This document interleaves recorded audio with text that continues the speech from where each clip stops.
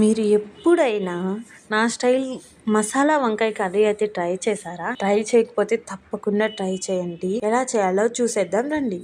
ముందుగా స్టవ్ వెలిగించుకొని స్టవ్ పై బాండిల్ పెట్టించి తర్వాత 2 టేబుల్ స్పూన్ ఆయిల్ పోసి కొంచెం పోపు వేసుకొని మనం కట్ చేసుకున్న ఆనియన్స్ అలాగే 2 కరివేపాకు రెప్పలు వేసుకొని అవి గోల్డెన్ కలర్ వచ్చేంత వరకు బాగా వేగనివ్వాలి. తర్వాత మనం కట్ చేసుకున్న టమోటోస్ కూడా వేసి బాగా గుజ్జు తేలేంత వరకు బాగా అయితే కలబెట్టాలి. తర్వాత కొంచెం ఉప్పు వేసి మేమైతే శనగల పొడి అయితే వేస్తామండి. శనగల పొడి దంచిన వెల్లుల్లి వేసి అది బాగా మిక్స్ అయ్యేంత వరకు బాగా పెట్టి తర్వాత అయితే వంకాయలు అయితే వేసేయాలి. వంకాయలు వేసి కొంచెం పసుపు కొంచెం కారం అయితే వేసేయాలి. ఒక గ్లాస్ వాటర్ పోసి మూత పెట్టేసేయాలి.